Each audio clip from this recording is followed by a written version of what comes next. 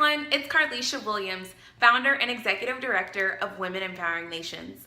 I'm back for week 2 of leadership lessons that I've learned from children.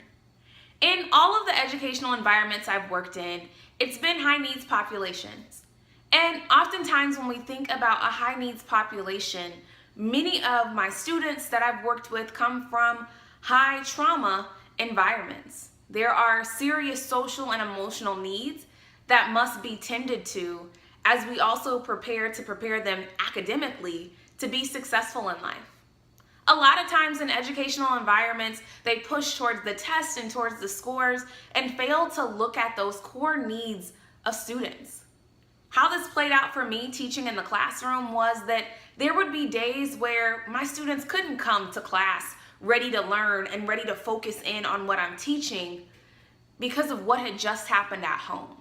Because they didn't sleep last night, they didn't get anything to eat last night, or because of the argument that they just saw before they walked into the school and how their parents said to them what they wouldn't be and why they weren't worth it.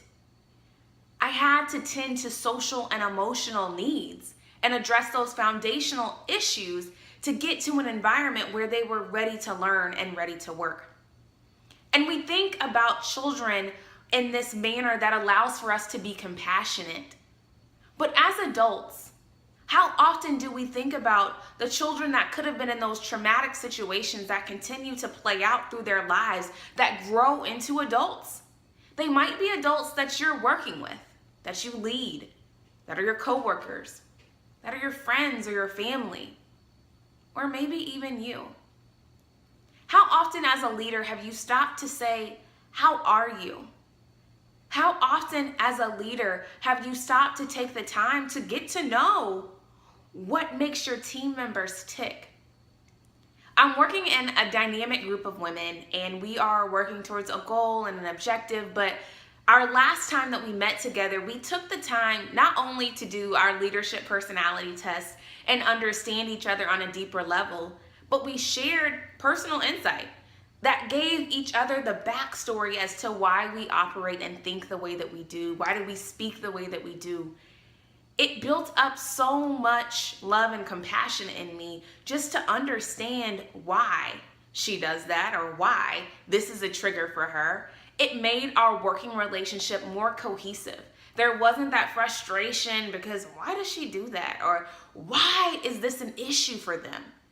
Taking the time to step back and to understand. We're all human beings.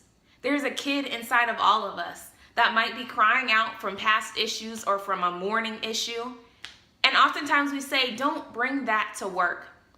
We carry our mask and we keep it all together.